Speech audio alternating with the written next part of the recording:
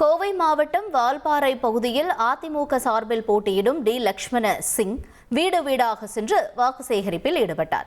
தேசிய தேயிலை தோட்ட மாநில தலைவர் வி அமீது மற்றும் மேற்கு மண்டல பொறுப்பாளர் சலாவுதீன் அமீது மற்றும் தொண்டர்களுடன் வீடு வீடாக சென்ற லட்சுமண சிங் குடும்ப அட்டைக்கு 10,000 ரூபாய், மகளிர் உரிமை தொகை 2,000 ரூபாய், ஆண்களுக்கு இலவச பேருந்து உள்ளிட்ட அதிமுகவின் வாக்குறுதிகள் அடங்கிய துண்டு பிரசுரம் கொடுத்து வாக்கு சேகரிப்பில் ஈடுபட்டார். அப்போது அங்குள்ள கால்பந்து மைதானத்தில் விளையாடிக் கொண்டிருந்த இளைஞர்களையும் நேரில் சந்தித்து இரட்டை இலை சின்னத்தில் வாக்களிக்க கேட்டுக்கொண்டார்.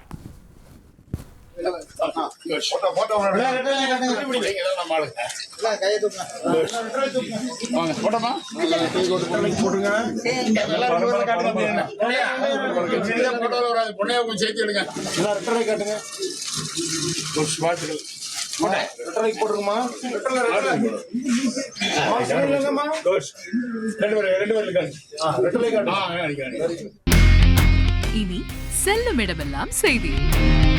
தந்தி டிவியின் வாட்ஸ்அப் சேனலை ஃபாலோ பண்ணினா செல்ல இருக்கும் இடமெல்லாம் செய்தி.